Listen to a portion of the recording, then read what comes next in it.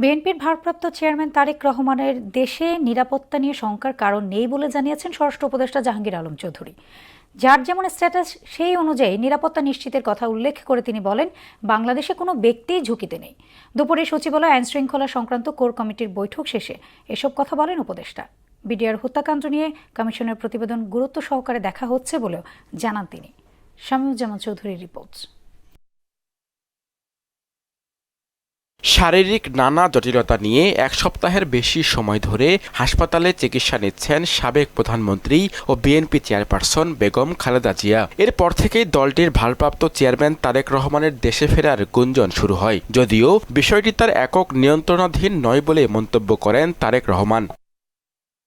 এ বিষয়ে সচিবালয় আইনশৃঙ্খলা সংক্রান্ত কোর কমিটির বৈঠক শেষে কথা বলেন স্বরাষ্ট্র উপদেষ্টা জাহাঙ্গীর আলম চৌধুরী। তারেক রহমানের নিরাপত্তা ইস্যুতে উপদেষ্টা জানান, বাংলাদেশে কারোরই নিরাপত্তা ঝুঁকি নেই। স্বরাষ্ট্র মন্ত্রণালয় সবার জন্য প্রস্তুত আছে এবং স্পেশালি যাদের জন্য দরকার তাদের জন্য স্পেশাল যেটা দেওয়ার দরকার ওইটার জন্য আমরা প্রস্তুত আছি।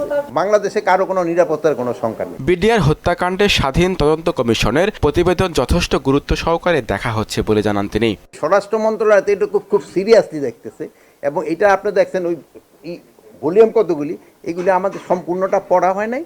পড়া হওয়ার পরে ওনাদের যে রিকমেন্ডেশন এটা অবশ্যই বাস্তবায়ন করতে হবে। উপদেষ্টা বলেন, নির্বাচনে ঝুঁকিপূর্ণ কেন্দ্র নির্ণয় করা হচ্ছে। সীমান্তে অনুপ্রবেশ ঠেকাতেও কঠোর অবস্থানে সরকার। সীমান্ত দিয়ে যেন কেউ আবার ইন্ট্রুডার যেন ঢুকতে না পারে এইগুলির ক্ষেত্রেই মেইনলি আলোচনা হয়েছে। প্লাস আপনার ধরেন কোনো রকমের যেন উস্কানিমূলক ইটি যেন বাইরে থেকে যেন না এইসব ব্যাপারে আলোচনা। কোনো দলের নির্দেশে কিংবা সুপারিশে এসপিদের বদল করা হয়নি বলেও জানান জাহাঙ্গীর আলম চৌধুরী। এটা কেউ কোনো অভিযোগ করে না। আমি এই প্রথমবার আপনার কাছ থেকে শুনলাম, আমার কাছে কেউ কোনো অভিযোগ করে না। শামীমুজ্জামান চৌধুরী, মোহনা সংবাদ, ঢাকা।